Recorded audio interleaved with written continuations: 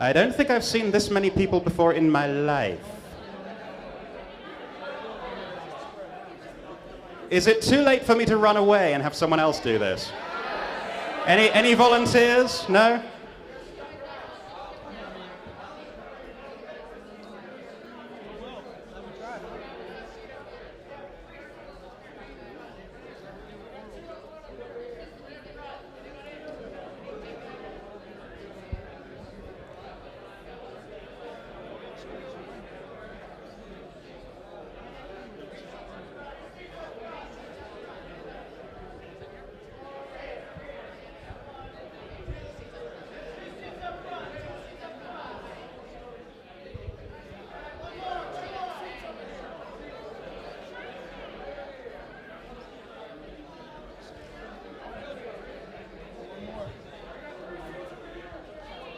So technically we're not going to get started for another 15 minutes, so you can talk amongst yourselves, but I got to take a picture of this, so strike a pose.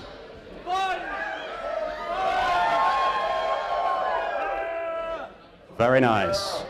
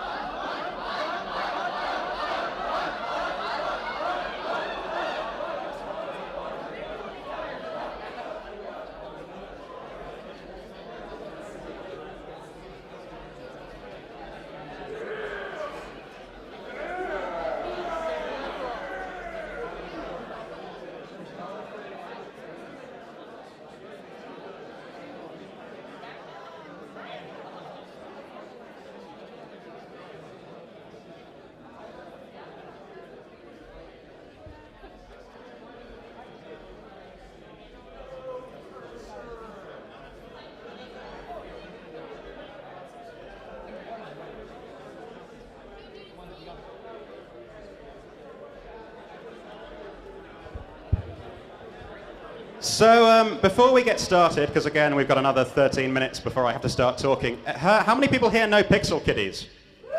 You know her work? I heard from her a little while ago something rather sad happened. Her house got broken into back in Pittsburgh, so she had to leave early.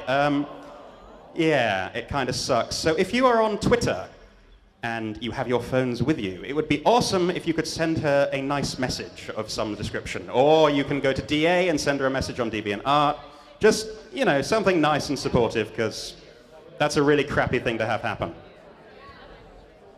It's at Pixel Kitties.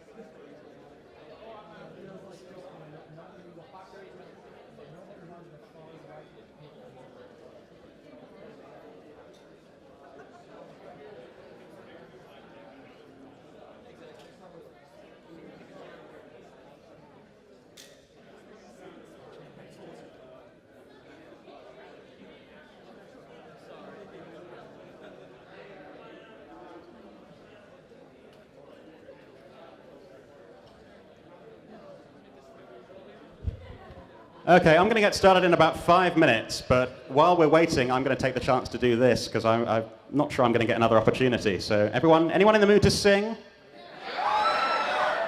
I was hoping you'd say that. Let's see if this works. What song? Because I've got them all. Good choice. I heard Smile first, and that's an...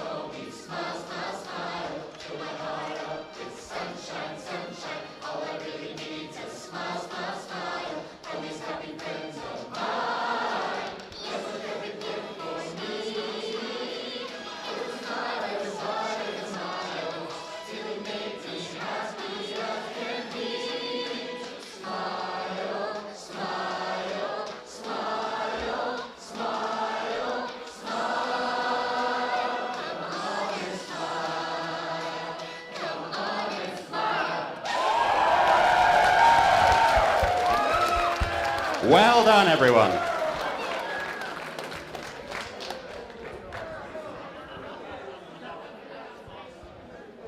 Alright, I don't want to be a buzzkill, but we can't have a lot of people blocking the entrance, so if everyone could push back into the inner seats as much as they could, so as many people as we can fit into the chairs can come in, because we can't have... Because there's still a few seats open, but we have to push in as much as we can.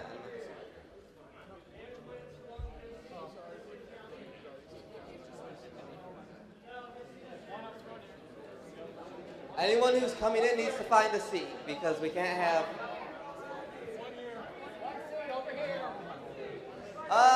If you want to sit in front of the front seats here, that's all right too.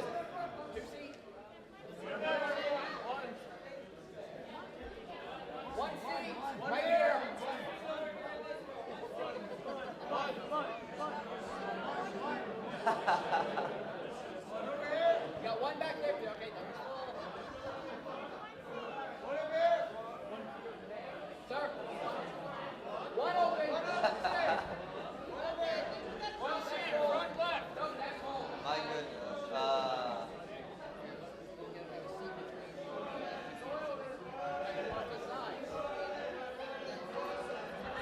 Anyone who's standing in the back, if you could please come up, sit up front, because we can't have too many people standing in the back. We need to be able to get around back there.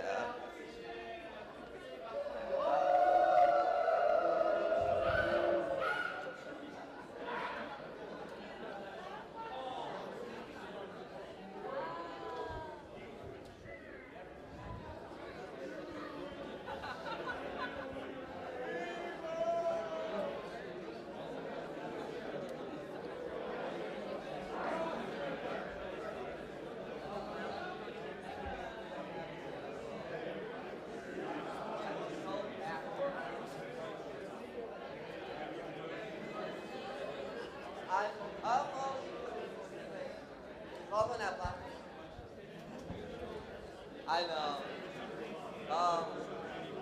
Yeah, we're so packed right now because we wasn't made. We'll at 80.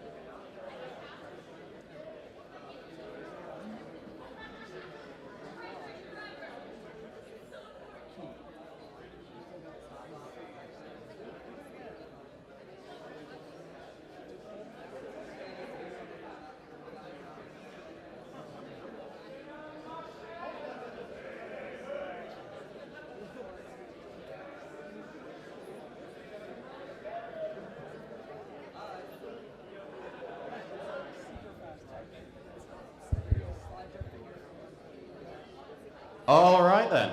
Can everyone hear me all right? Okay. So I'm going to be talking for a little while, about half an hour, and then we will open things up for some Q&A or just general discussion or more singing if necessary. So, good evening. Thank you all for coming so late. I did not expect a crowd this size. This is Dusty Old Books, Redux. I'm Fold Papers. Thank you. For those of you who don't know me, and I'm going to assume that's actually the majority of people here, I'm a Brony. Obviously. And a master's student in classics at the University of Birmingham in the UK. I'm also going to assume that most people aren't necessarily familiar with classics. So those of you who do, I hope you will forgive me while I give a very brief overview of what that is. How are the slides? Are they coming through right? Woo! So in short, classics deals with the ancient world, with the cultures of Greece and Rome circa 2,000 years ago or more. Classicists mainly focus on the literature of the era, but to put that literature in its proper context, we also deal with the art, the history, the archaeology, anything that gives us any sort of insight into a world that's now largely lost to us. And I see Final Draft of Everfree nodding along at the back. Draft and I have a disagreement over the best period of antiquity. So if anyone asks, it's not late antiquity, it's early antiquity. I'm the one with the microphone, Draft. I'm sorry, no one can hear you disagree. No. Final Draft, everyone. And thank you to Everfree Network for everything they're doing. I think they're streaming this right now, so hi to everyone who's watching the stream.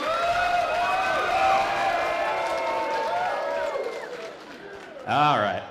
So within the classics discipline, there is a branch known as reception studies, which is what I do, and it deals with the use of classical material, stories, images, names, words, in the modern world. Up until very recently, it's been kind of dull.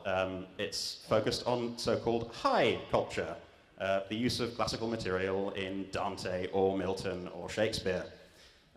Looking, for example, at the way Shakespeare portrayed the death of Julius Caesar, or the love between Mark Antony and Cleopatra in his plays, how that portrayal deviates from our historical accounts, what that tells us about Shakespeare's priorities, what that tells us about ourselves in turn. But for the last couple of decades, there's been an increasing level of scholarly interest in the use of classical material in popular culture, the good stuff. I say that with, as an English major who loves Shakespeare, but what can you do? It's been driven by an uptick in the amount of media that's set in the ancient world. Films like 300 and Gladiator. No cheers for Gladiator? You've all seen Gladiator, right? Are you not entertained? It's also, oh, I got the thumbs down there. Where's the chap with the arm blade? He's gonna, also video games like Civilization, Age of Empires. TV shows like Spartacus or Rome. My thesis supervisor has written extensively on the use of Roman imagery in, I'm not sure I can say the word, but entertainment that's geared towards adults and not the younger members of the audience, and we'll leave it at that. Now, the thesis that I've been working on for the past year, and what I want to discuss tonight, follows this trend, and it's about the use of the ancient world, so the reception of antiquity, in My Little Pony, Friendship is Magic.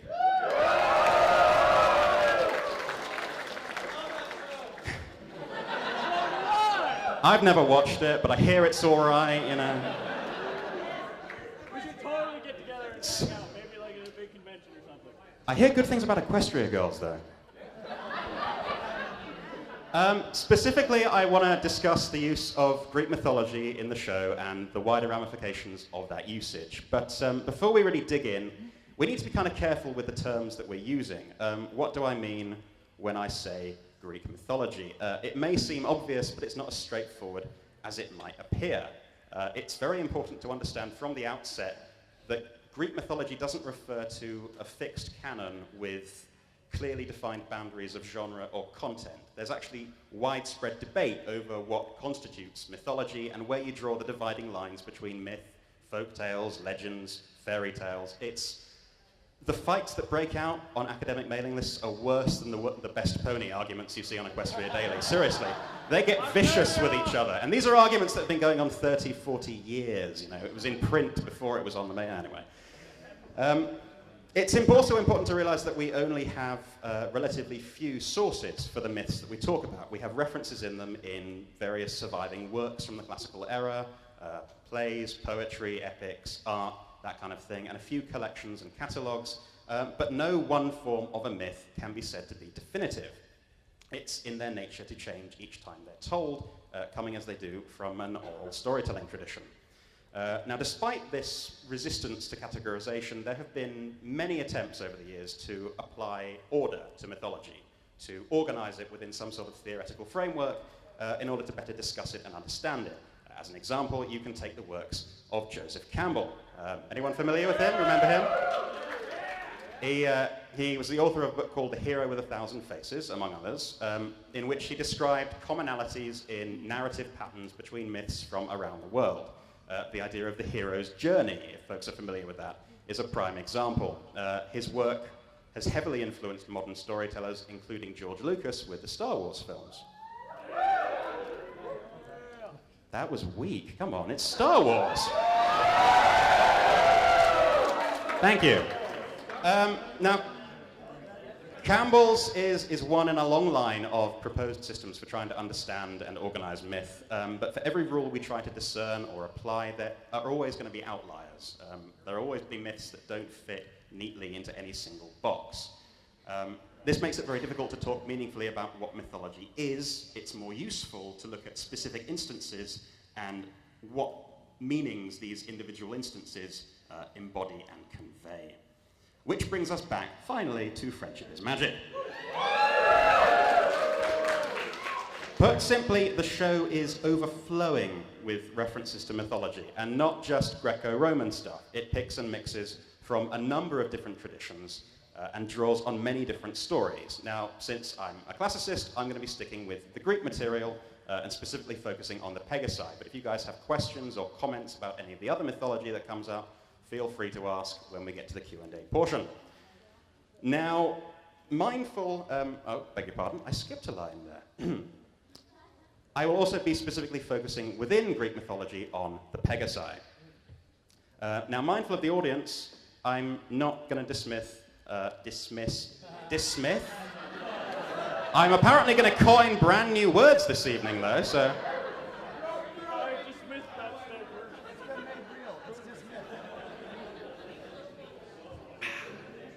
Let's try that line one more time. I give up, I'm going home, drop the mic. Mindful of my audience, I'm not dismissing earth ponies or unicorns out of hand. They do feature a little bit in antiquity.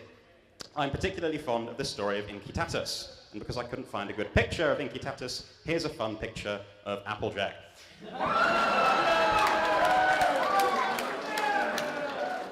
Incitatus was the favorite horse of the Roman Emperor Caligula.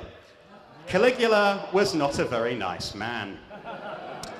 In a fit of either madness or just pique, he decided to appoint his horse the consul of Rome, which is roughly equivalent to President Obama appointing his dog the Speaker of the House. Depending on your political affiliations, that could actually be an improvement, but we're not going to get into that.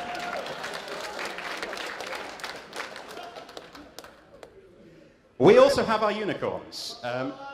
Who doesn't love Twilight? Come on. Twilight is the patron unicorn of every student. Now, unicorns have their place in mythology, but they're largely a creature of later storytelling traditions. They really come to the forefront in high medieval fantasy. There is arguably a passing reference to them in a piece of war propaganda by Julius Caesar. And yes, he wrote war propaganda from the front lines. If you didn't know that, that's a fun fact that you can pull out at parties and really impress people. It works so very well, believe me. But those animals are generally actually closer to reindeer or moose. So the Romans were so smart, they mistook unicorns for moose. Look, a moose.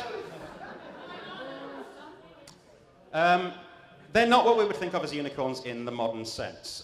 There are many other creatures in the show, aside from the Pegasi, that draw from Greek mythology, and I may discuss a few of them as they come up. But it's clearly with the Pegasi that we have the most resonance with Greek mythology and, by extension, the wider ancient world.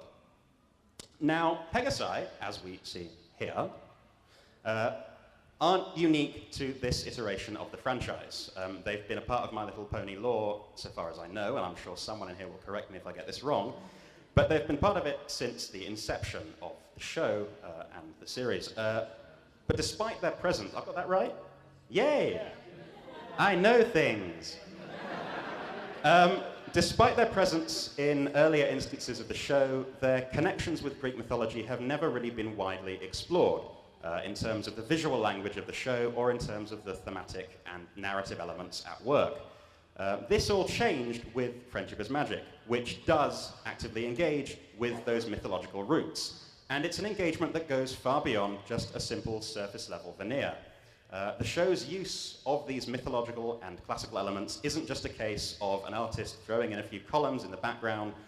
And it's not just a case of a writer putting the names of a few mythological creatures into the mouths of the characters and then calling it a day. Instead, the creators, I think, very consciously designed Friendship is Magic to utilize Greek mythology as a central, foundational component of the fictional world of Equestria, deliberately crafting characters and storylines to deploy these elements in useful and meaningful and really quite original ways. The result is what I would deem a fascinatingly complex reception of mythology. Don't know why I put it quite like that, but it sounded all right when I did. With a sophistication to it that one would hardly expect from a show centered on candy-colored magical ponies learning about friendship and not infrequently bursting into song. My God, who wrote this? Don't remind me. It really is. Blame fold papers. We're going to start off talking about the Pegasi. We will start with Rainbow Dash. But I need to stress that these are in no particular order. I'm not endorsing Rainbow Dash as best pony. That's your job. Now, is everyone comfy, by the way? I'm worried that we might be blocking the door still. Can anyone squeeze? Are there any more floor spaces or seats available? I love that you all want to come and listen, but... Well, then you'll see what I'm about to say before I say. You can do the whole thing if you want.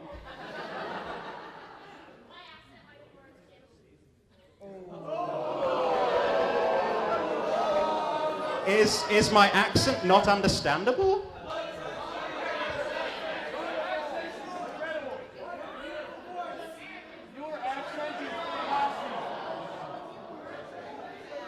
I will have you all know, as I pull it out of the back of my pocket, I am an American citizen.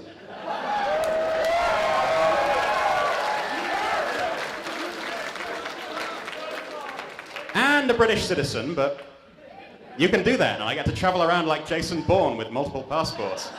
It's good fun. Back to Rainbow Dash.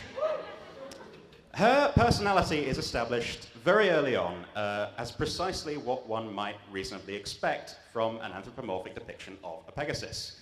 Brash, athletic, prone to acting without an abundance of caution or forethought. She really evinces the sort of prototypically masculine, physical, martial qualities of the heroes of antiquity with which the original, singular, male winged horse, Pegasus, is so closely associated. Those heroes being first Bellerophon, later Perseus, and most recently, thank you Disney, Hercules. And we'll talk about some of them a little bit later on. But crucially, though this is the way that Dash is initially presented, it's not a static characterization. And her evolution as a character owes largely to developments in one of the most myth-driven episodes of the series, Sonic Rainboom. No love for Sonic Rainboom? Is Mitch in the audience? I'm not going to bore you with a summary of the episode because I hope I can safely assume that folks here know it. So we're going to skip to the moment when Rarity, a tad bit too enamored of her new wings, has decided to enter the Best Young Flyers competition opposite of Rainbow Dash. As we'll remember, in the grand finale of her performance, Rarity, neglecting to heed Twilight's warnings that her wings are delicate things of gossamer and morning dew, flies a little too close to the sun, and the inevitable happens.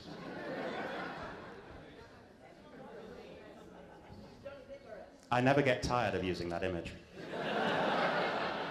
And I heard someone shout out the right answer, so good. I'm glad people know where I'm going with this. What we have with Rarity is a clear reformulation of the myth of Icarus. Icarus was the son of Daedalus, the greatest craftsman of the age, who had constructed an elaborate labyrinth, which we'll get back to, in order to house the Minotaur, the monstrous bull-headed offspring of the wife of King Minos of Crete. I would get into the mechanics of exactly how that union came about, but again, small children, G-rated panel. Use your imagination and then realize it's probably about 10 times worse. Now, in order to protect the labyrinth's secrets, Minos imprisoned Daedalus and his son as soon as the labyrinth was complete, and probably didn't pay him either. Locked them in a tower from which it was impossible to escape except by air. Great craftsman that he was, Daedalus soon contrived wings of feathers and wax for himself and his son, and the two duly flew the coop. Though Daedalus, like Twilight, was clear in his warnings that the wings were delicate and that their wearer should not fly too close to the sun, Icarus was inattentive. The lesson here, children, listen to your parents. Icarus was inattentive, he flew too high, his wings melted, and he plummeted to his demise. Now, obviously, our ponified version is slightly more child-friendly. Rarity is rescued from her fall from grace in a suitably awesome fashion. Which, depending on your taste in ponies, is either a very good or a very bad thing. But the same thematic elements are at work, the importance of literally and figuratively not flying too high. But there is another myth at work here in a slightly more subtle way. If we look to stories of the Greek hero Bellerophon, the first figure with whom the original Pegasus is associated, we see that his demise comes as a result of a moment of supreme hubris, that fatal flaw or hamartia, which so often afflicts heroes. When believing himself worthy of the honors of a god, he attempts to fly Pegasus to Mount Olympus. This does not sit well with Zeus. Zeus sends a gadfly to sting Pegasus and sends Bellerophon tumbling earthwards where the upstart belongs. In our situation, Rarity, like Bellerophon, like Icarus, overestimates herself, flies too high, and almost pays the price. Meanwhile, Dash, in a sense, initially mirrors the earlier Pegasus. She can be indirectly blamed, if you want to be mean, for placing Rarity in peril. Her thirst for competition is what leads Rarity to being in that vulnerable position in the first place, just as Pegasus, having been stung by the gadfly, is still indirectly responsible for throwing Bellerophon. However, Dash also breaks from her mirroring of Pegasus by defying the expected outcome of this myth-driven episode and successfully rescuing Rarity, thus, in a thematic sense, redeeming the failure of the original Pegasus to do likewise with Bellerophon. So you can kind of get a sense of how they're addressing the source myth, but playing with it and altering it and doing some rather interesting things with it. Only when she has accomplished this is she able to return to Cloudsdale and claim her prize, which mirrors the ascent of Pegasus to Mount Olympus and subsequently becoming the bearer of Zeus's thunderbolts, which is likewise referenced in the show by the Pegasi being the stewards of the weather.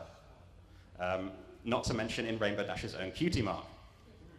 So it's through this mix of elements drawn from the Icarus and the Bellerophon myths that the implicit connection between Rainbow Dash and the Pegasus of early mythology is strengthened, while the constraints that connection might place on her are simultaneously defied.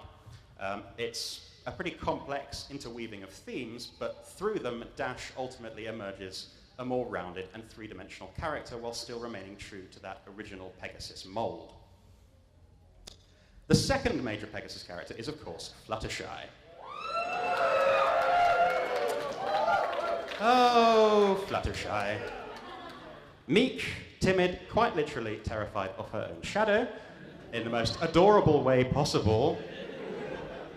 She is seemingly the polar opposite of how one might naturally want to depict an anthropomorphic Pegasus while still staying vaguely in keeping with its classical heroic roots.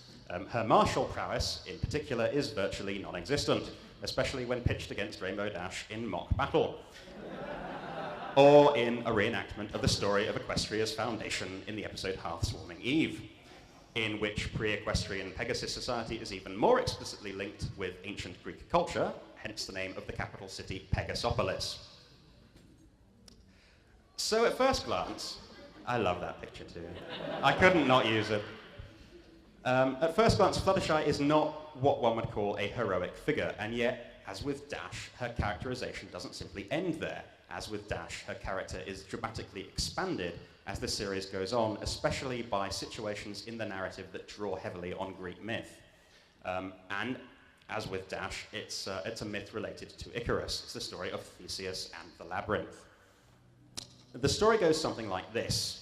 After a dispute in which the Greek city-state of Crete had emerged victorious over Athens, King Minos decreed, why is that a hard word to say?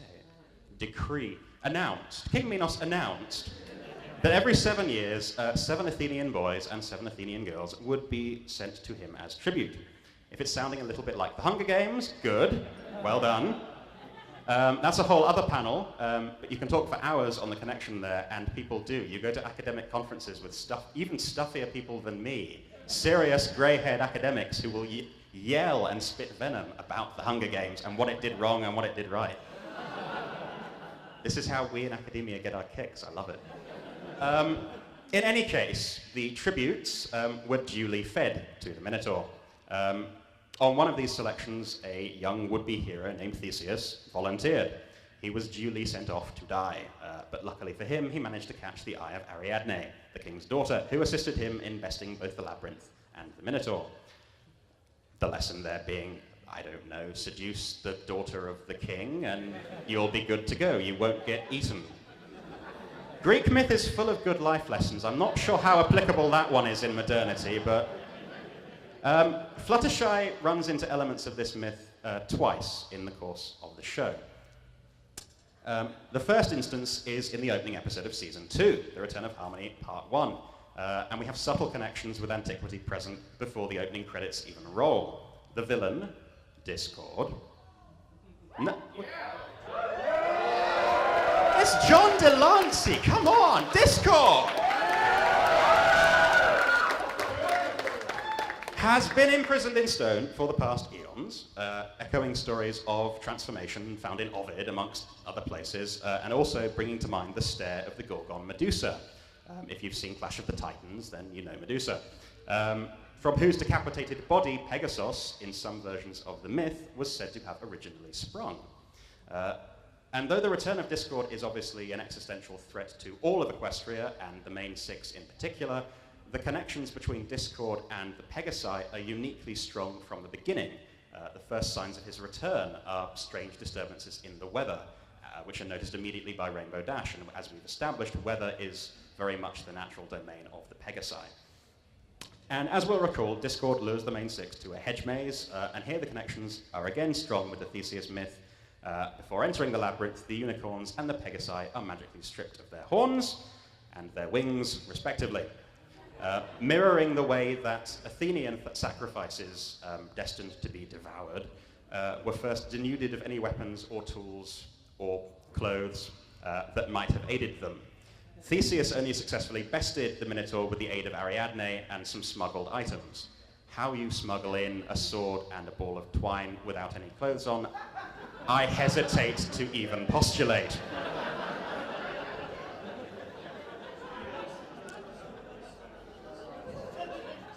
Keeping it clean in here, yeah. Discord proceeds to separate our heroes and gradually turns one against the other, using trickery and deception to invert the best quality that each pony personifies, honesty to duplicity, generosity to greed, and so forth. And then each pony, except for Twilight, well, in that episode, falls to Discord's ploys. Excuse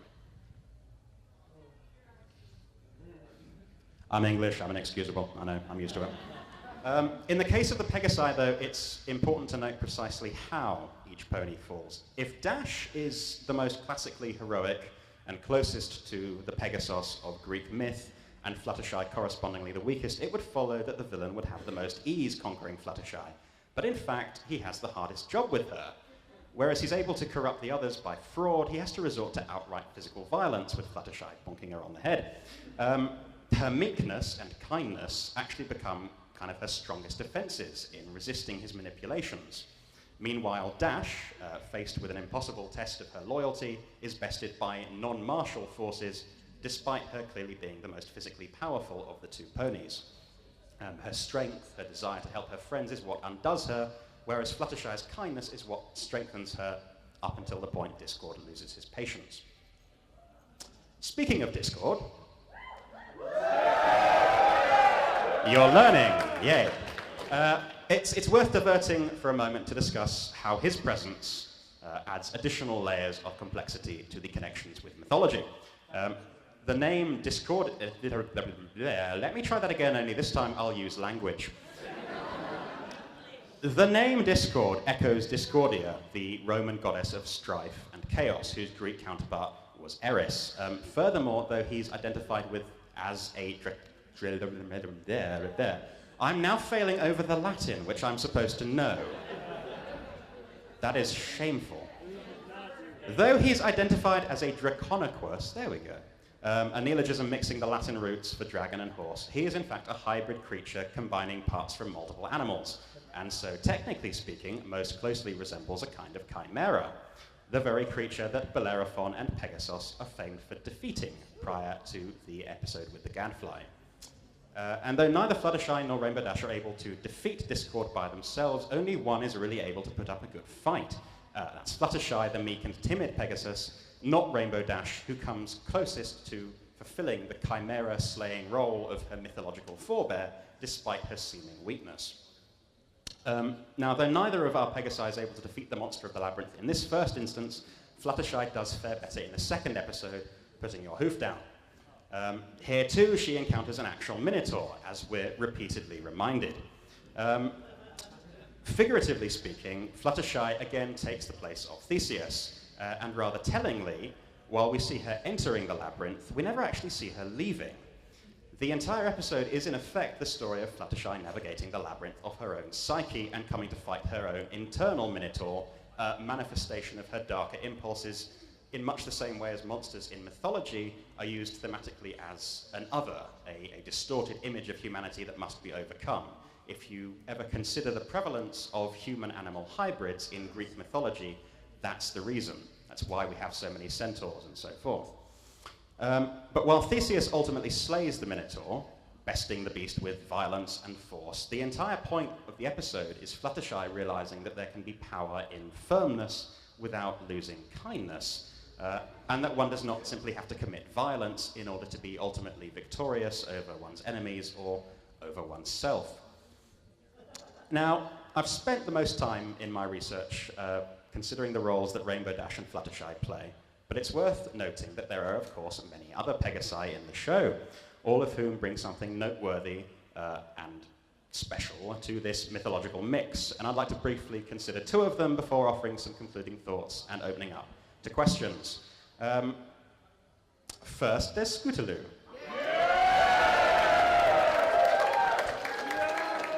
Now, if we're feeling particularly generous with our use of the term, we can perhaps describe her and the rest of the Crusaders questing for their cutie marks as epic in nature. But her brushes with antiquity are not really as pronounced as those of Dash and Fluttershy. She does come face to face with some creatures drawn from the Greek tradition, but those instances are more incidental to the needs of the episode. Scootaloo is less noteworthy for any direct involvement in myth-themed moments, and more for the contrast she provides and the parallels she provides with Fluttershy and Rainbow Dash. In many ways, she combines elements of both of them. Like Fluttershy, she's grounded and in that way disconnected from mainstream Pegasus society, but it's not by her own choice, obviously. Obviously, Scootaloo very much aspires to Dash's freedom of flight. We could in fact call this hero worship if we wanted to. Without going into spoiler territory, it's my understanding that we'll see some of this relationship explored a bit more in season 4. I'm looking forward to that. It sounds like you are as well. And then there's Derby.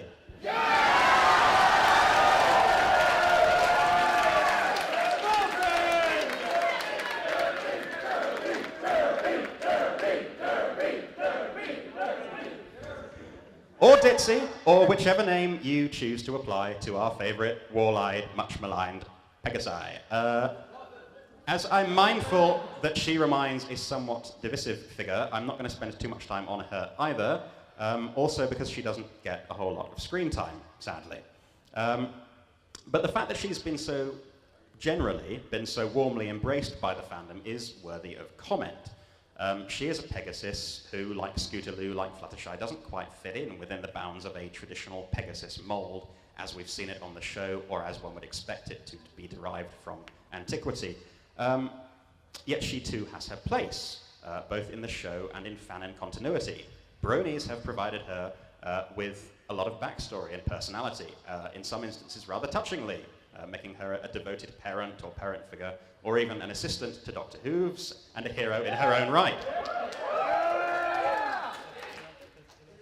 So, yeah, I love that picture. What can we usefully make of all of this? What are the ramifications of the show's use of Greek mythology, and specifically the way that Pegasi are depicted?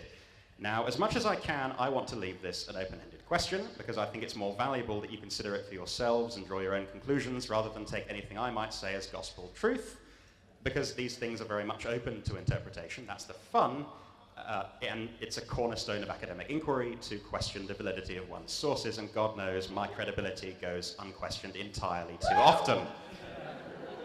But I can, with your indulgence, offer a few of my own thoughts and some of the conclusions I'm still formulating as I continue to analyze this material. Folks, cool with that? Yeah. All right. We know from M.A. Larson that from the very beginning of Friendship is Magic, Lauren Faust and story editor Rob Renzetti... Oh, look, he's in the back. He's being pointed at by everyone. M.A. Larson, everyone, and it's still his birthday.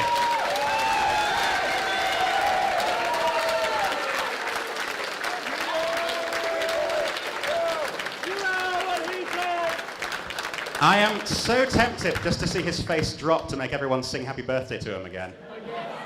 But no, I won't, because he'll throw something at me. And I still need his help to finish the damn thesis, so.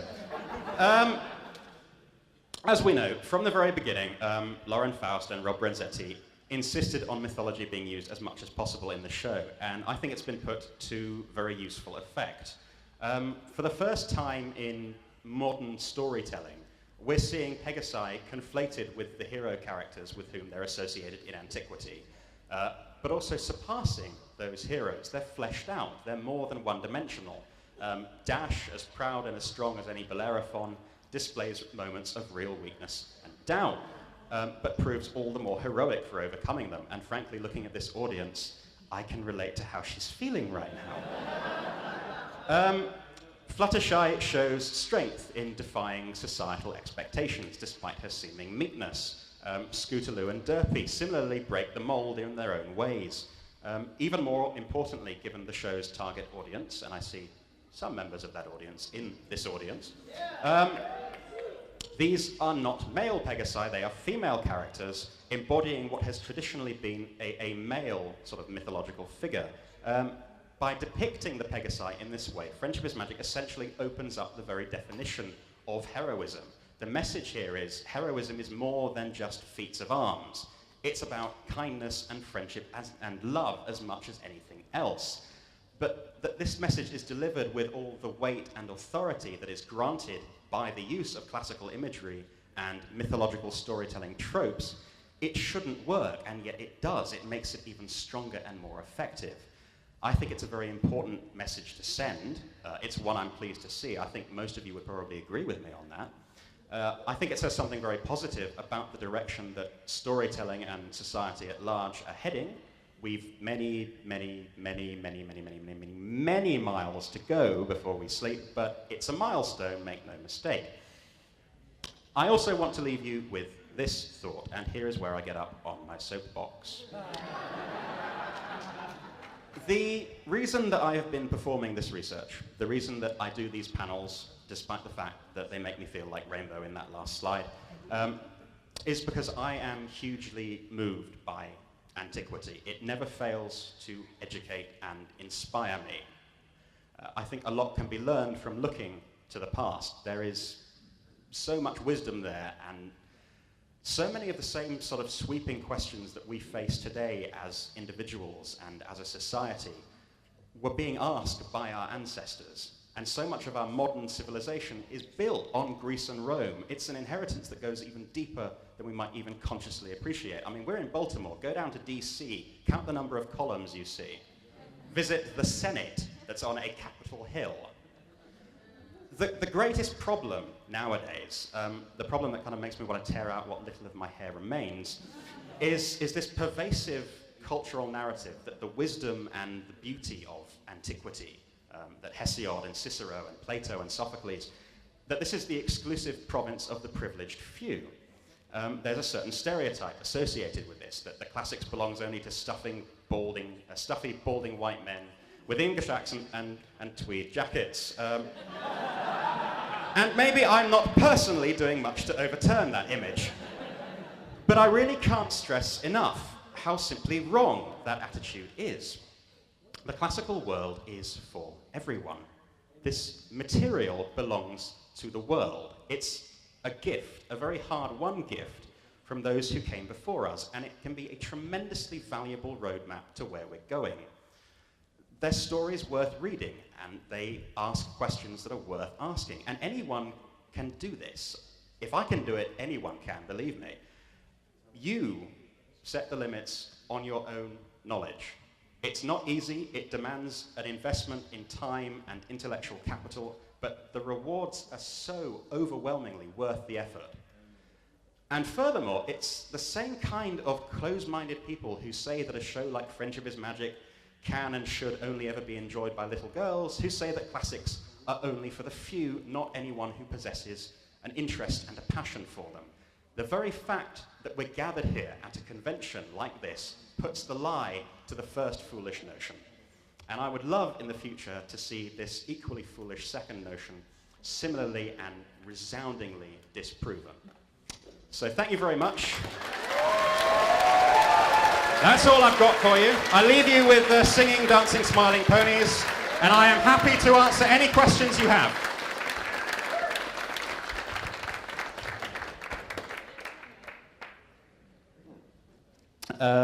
Right, you there in the front row.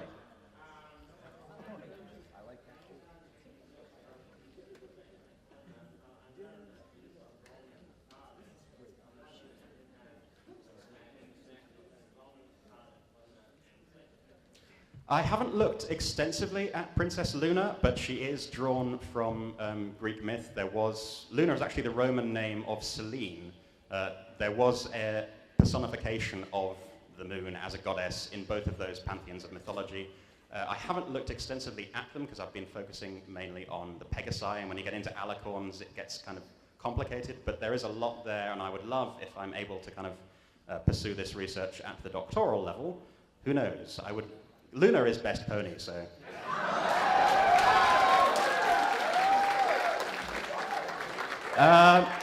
Question right there. In two episodes, we used New World Mythos. The Actions Optional, I'm probably mentioning that in Ingredient Week, and the Windigo in Transforming Eve. Is there any theories as to why the shift in mythos works? Or there's like any symbolism behind that? It's not anything I've looked at extensively, so I honestly don't know. It's a question to ask the writers. I can't now remember who wrote either of those episodes. I am a terrible brony, but you can... I'm getting glared at now from the back. If you see one of the writers, or if you're on Twitter, you can ask one of the writers yourself, and I'm sure that they would indulge you and answer. Ingredient Week and Transforming Eve, the fact that there was New World Mythos as opposed to Old World Mythos. So they'd be the people to talk to, unfortunately. I can't answer. Question over there, in the hat, yes? Have you ever seen the parallel between Apollo and Celestia? In terms of raising the sun and Helios, that business? I haven't explored that all that much either, but there is a lot there as well. So this is stuff that you guys can go back home to, and you can rent copies of Hesiod and Apollodorus from the library and look into it yourselves. Still, yes?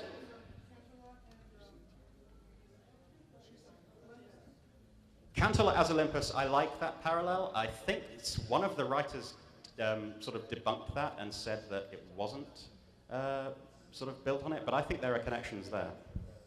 Oh, goodness, there are lots of questions. The gentleman there with the video camera, and Draft is coming to attack me, so one moment, please.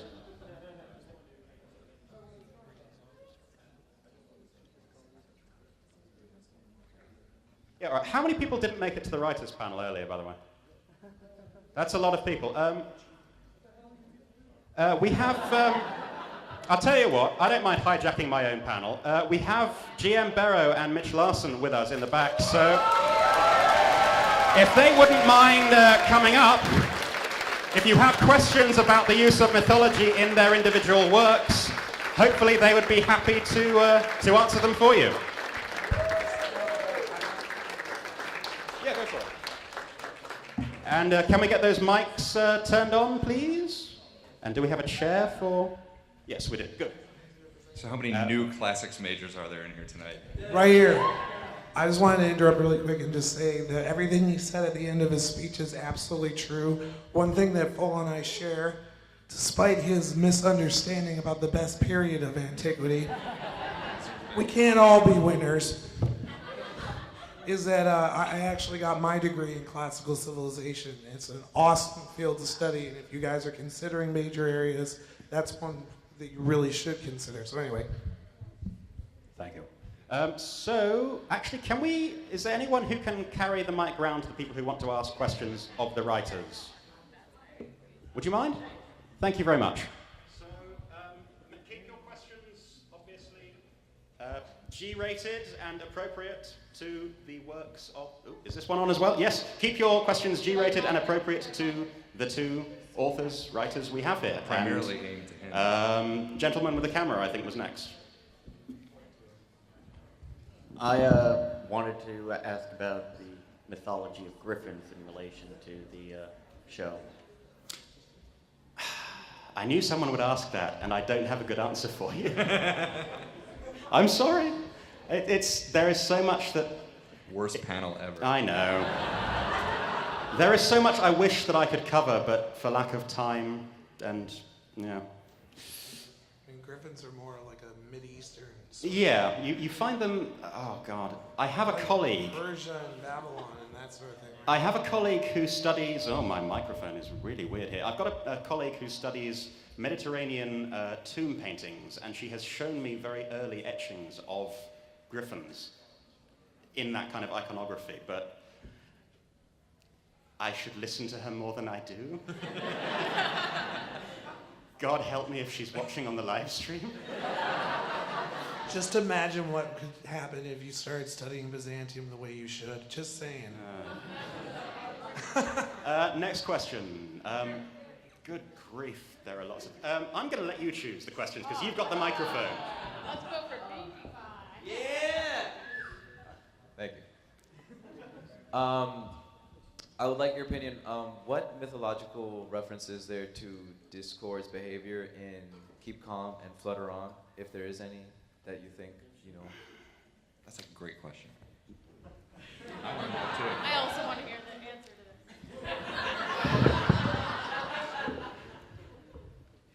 I cannot... I'm racking my brains now, and I'm trying to think of any episodes in what little mythological material we have that deals with Eris or Discordia going through a kind of redemptive narrative arc. I can't think of any, but I think it works very interestingly because you still have him as this figure of chaos and unpredictability, but bringing that, trying to control that and the tensions between controlling that and just chaos run amok is fascinating to me, and I'm kind of hoping that they go places with it in season 4.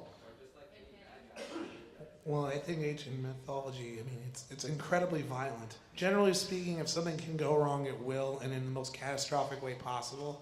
I mean, catastrophic is a Greek word in and of itself, but yeah. And he said he wouldn't hijack my panel. Sorry. No, he is quite right, though. Again, if you have questions for the writers of the books and the show... It's your panel, man. No, I'm enjoying this. Who I dragged up here, rather rudely, sorry. I'm loving these answers. We're just going to sit here. This is good. This is to either the writers or to full papers. Wouldn't you say that Discord's use of apples to lure Applejack into her fall from grace is a reference to Eris's, you know...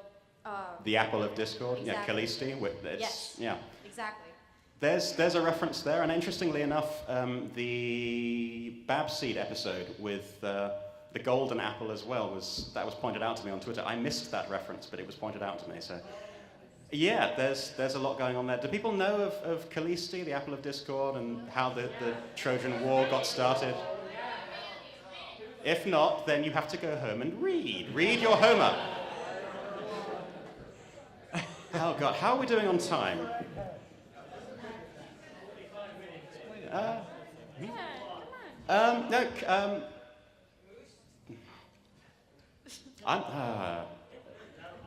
I've lost my place now. I'm trying to figure out where we are. Was I answering another question, or was I talking about Callisti? Another question, because we've got tons of questions. I want to make sure everyone has time for me to give them a really poor answer. Chap in the hat. Or, sorry, person with the microphone. That works better. Does Princess Cadence have any relation to Aphrodite or any of the other goddesses? Yeah, I had not considered that, but certainly in terms of the parallels with, you know, being the embodiment or being able to spread love and so forth. Yeah, you also have, I guess, a connection there with I've forgotten the name here. What are you thinking of? Cupid, Yeah. Thank you. Yes, someone said it. See, I I thought don't it was need to gonna be know or something say harder. anything because I know the audience knows it. Yes, Eros. It's late. It's 10 o'clock. I'm having a hard time imagining Aphrodite ever settling down and marrying someone, though. There's a great book, actually, called Gods Behaving Badly, which imagines the whole pantheon of Greek gods and goddesses living in a rundown flat in London in the modern era, and how they get on now that nobody believes in them. And it's fascinating and completely inappropriate if you're younger than 18, but you should read it if you haven't read it. It's a great book. Next question, chap with a hat. Yes. I've been wondering this since the first time I heard the word Canterlot. Is there any reference in the show to Arthurian literature and myth? To which kind of literature and myth? King Arthur. Arthurian, yeah, there is tons of Arthurian stuff in there. Camelot being the obvious one there. Again, it's not stuff that I know particularly well, so I haven't studied it extensively. But if you have an interest, you should study it, and then you can do one of these next year. This is the smartest audience like I've seen. It is. I love it. Lord. Yes.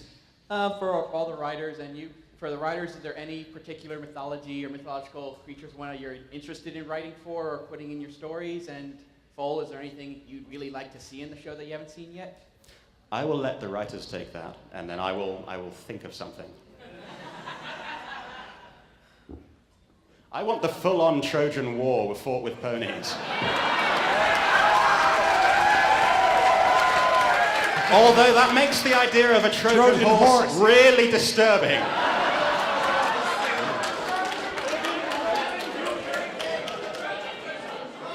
Too soon. And then this guy would put wings on it.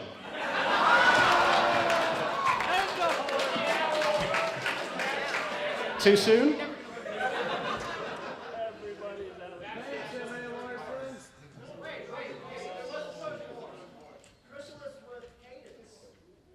Good point. That's right. They basically brought her in, and with her weakening shining armor, the changes were able to break down the barriers and invade the kingdom. I didn't write that episode, but that was my idea.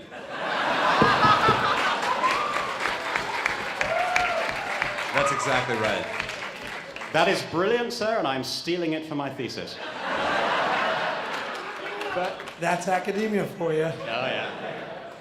All right, let the writers answer that question, and then we'll get to the chap with the ears. Go ahead. I know this is leaning more toward Scottish, Irish, and English folklore, but with the changelings, well, first I want to say, absolutely brilliant what you did with them, making them doppelgangers that feed off of love. As in the actual folklore, they were replacements for children taken by the fairy folk and all that. I didn't write that, but that was my idea too. Thank you. And appreciate it. Everything was his idea in the whole show, by the way. I was curious about how, well, in recent media and all that, fairies and the fairy folk and all that are depicted as happy little sprites and all that sort of stuff and all that. But in recent years, including things like Don't Be Afraid of the Dark and, surprisingly, My Little Pony, taking them back to their darker roots and all that. And I'm curious about what you guys have to say about that. Princess's best pony. He's talking to you. I'm bouncing it over to you guys. I didn't write that episode, man. Hi. No, I think it's very interesting what they're doing with that. When that episode came out, Everfree Network did an episode review, and he made me come on and talk about dragged the him in, changelings. kicking and screaming, and he did a brilliant job, of course. Thank you. But no, I like that they're able to strike a balance between returning, in some sense, to those kind of darker roots of the stories they're using, but at the same time putting a modern spin on them. As I kind of said earlier, all myths grow in the telling, and they don't have one fixed form. And anyone who says that, oh, that's not right, that's not accurate, well, of course it's not accurate to how it originally was. We don't know how it originally was, and the whole purpose and beauty of myth or folk tales is the fact that they change with each telling. You are not limited to one way of telling them. The fun lies in seeing what you can get away with, and yeah, I love seeing the changelings and the fae folk in MLP. That's exactly right. The Icarus myth in Sonic Rainboom, it's like everybody knows how it's going to end, but it's just with these characters, how does that myth play out? You know, it's that the version of the myth that everybody knows. Question. Yep, right there. My query was, is there any real parallel for Twilight's ascent to divinity and Greek culture as mapped out in the show? And my apologies for not knowing more about Greek culture. For No being worries. able to I speak just about leaned stuff. over and told him that he should bring this up, and I'll let you do it. Well, no, you're quite right, and since you're the one who brought it up, you can explain it. Yeah, okay, in Roman mythology especially, well, actually when you get to the emperors, there's a process called apotheosis, where a emperor who has died has become a god. Sometimes they did what was called the damnatio memoriae, where they reversed that process, which was kind of hilarious. But yeah, they have some things like that. I mean, there are, you know, like I think Ganymede was made into a god at one point, and yeah. I'm just thinking of the famous last words of the Emperor Vespasian, which Yeah. on his deathbed were, "I think I'm becoming a god." He was known for having a really good sense of humor. But yeah, that was what they literally, if you go to the Arch of Titan in Rome, or you can look up and there's an image of him being carried by an eagle. So it looks like he has gained wings.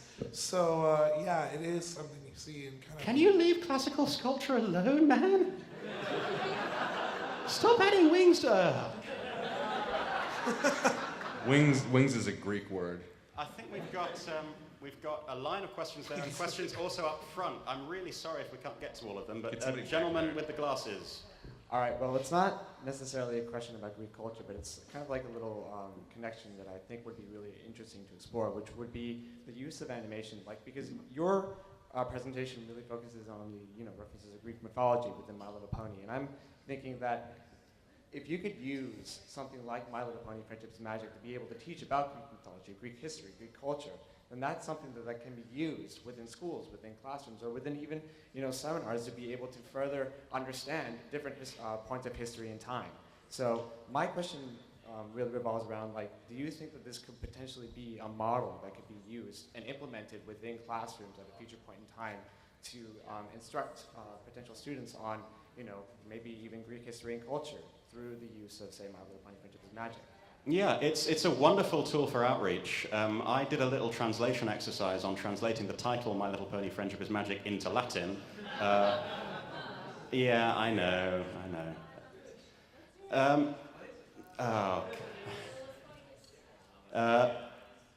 Manulus parvus meus amicitia magia est.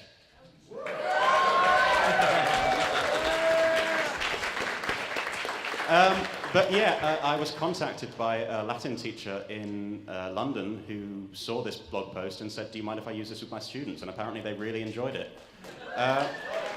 Because I went through and said, well, this is how you figure out what to do with a Latin verb. This is what you do with this noun of this declension.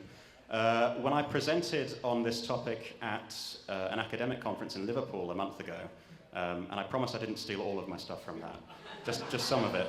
I was presenting with a PhD student from University of Edinburgh, and she was discussing, I was doing the narrative stuff, she was discussing all of the sculpture and the artwork and how that's referenced in the art style of MLP. So you can definitely take it in all sorts of different directions. And yeah, I think it could be very useful. So if there are any teachers in the room who want to incorporate this into their lesson plans somehow, I would be so very happy to help you with that. Also, huge round of applause for anyone who works in education.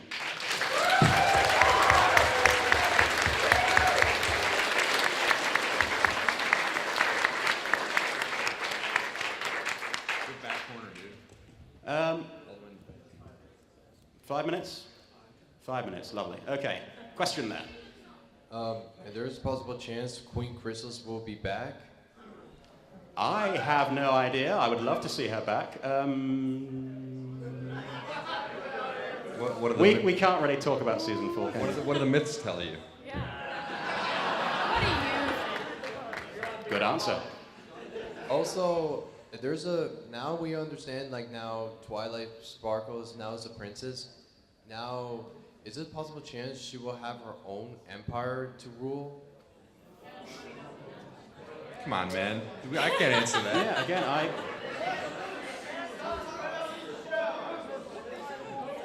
Since I'm not at all affiliated with Hasbro and have no idea where the show is going, I'm going to say yes. Why not?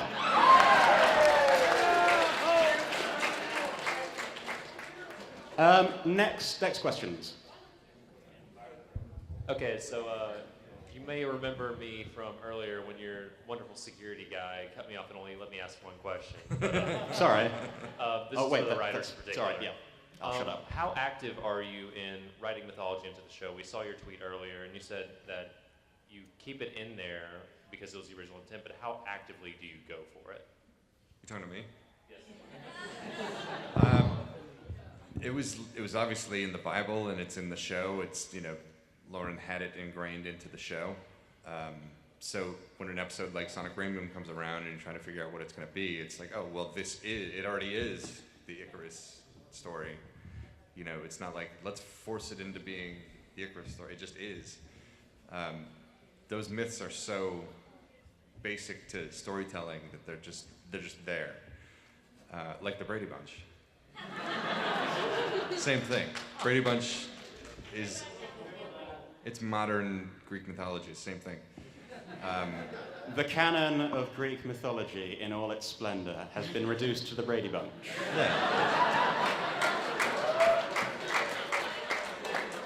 I don't like to be a snob, but I am English, so I'm going to do it anyway. I noticed a little derision in what you were saying there.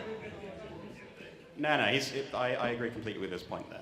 So, the point is there's fundamental stories. Yes. And Brady Bunch episodes are also from Greek mythology and mythologies. Brady Bunch episodes, the ones I've seen, follow certain... some of them follow the unities of theatrical storytelling that date back to Greek theatre. So it hurts him so much to say that. No, it's true. It's completely true. It's a valid comparison. Next question. He didn't like that. I had so much more to say, but...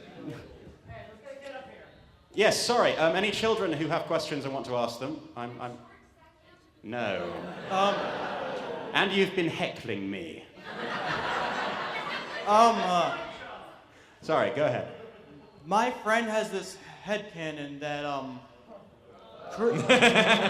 Any question that begins that way is stepping on some very dangerous territory. that Chrysalis is a diseased pixie, Discord is the change Stars World the Bearded, and Nightmare Moon was turned dark by Sombra. Do you have any feelings about that? My sort of affiliation when it comes to a critical theory in literature is with post-structuralism, and the tenets of that particular critical theory state that meaning is kind of created at the point of reception, and if you can defend your interpretation of a text with good evidence from the text in this case being My Little Pony, it is no more or less valid than whatever was intended by the creators. Therefore, if that's his headcanon and that brings him joy and he can defend it, more power to him. I think if I could just make a comment. It doesn't mean it's correct or it, but it doesn't make it any less correct. But you know what, though? I think that your friend, in the whole actual process of headcanon, kind of in a way is how mythology begins in the first place. That people draw connections from what they observe and create narrative stories out of that. That's a good point. So I think that, yeah, anyway. No, you're quite right. I think it's, what, quarter? No. We've got time for 2 more questions. You guys are missing Hey, a guys. concert to listen to this. I have a question for everyone up front. I'm sorry? I have a question for all 4 up front. Any hesitation as an academician, like about using Pegasus as a species and an individual, or any hesitation on when they first came up in the writing staff? Any hesitation? On using Pegasus as a species instead of an individual animal, like in the old stories. No, it was in.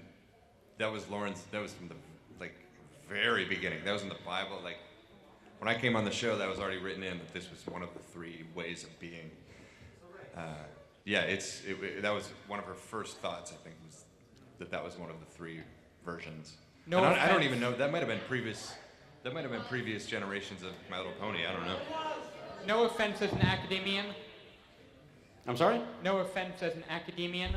Well, you can have some fun. Part of what I have to do for the thesis is to sort of ground everything in established research. So I have dedicated a few pages to explaining how the word Pegasus has evolved and come to mean more than just the original singular Pegasus. Yeah, this is what I spend my time doing. It's bizarre. But no, I have no objections. Language evolves, and you need a plural to describe it when you have a show full of these things.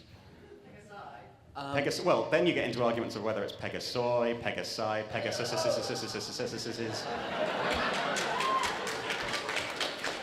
I'm partial to the latter, but you know. That was actually a legitimate. In Sonic Rainbow was the first time I wrote Pegasi, and Lauren was like, "Is this right? Should we do this?" And there was a whole thing like they had to check and come back to me and say, "Yeah, go with that." It wasn't necessarily the obvious version. One more question, and then I think These are the two last questions. we have two last questions. Okay, cool. Okay. I was a little surprised we forgot to mention one such creature that was clearly identified. In the episode It's About Time, Cerberus came and appeared. Yep.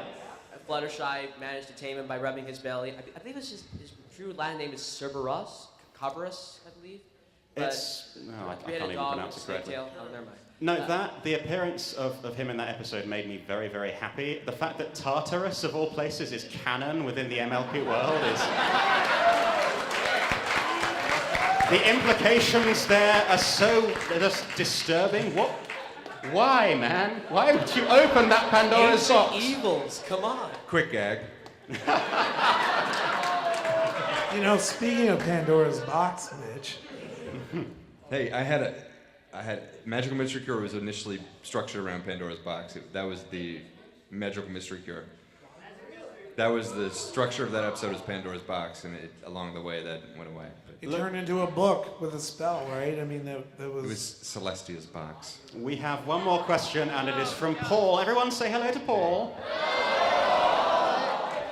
Hey, I actually come in the stead of one of the other people back here. I was wondering what your thoughts are on the Percy Jackson series.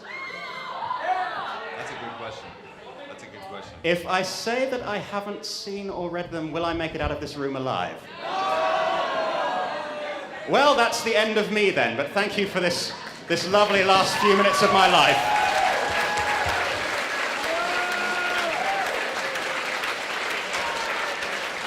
And a big round of applause for Mitch Larson, Gian Barrow. Final draft, and huge thanks to all the AV and tech people who've been working hard to pull this off. Thanks, you guys. Good night. Read those myths.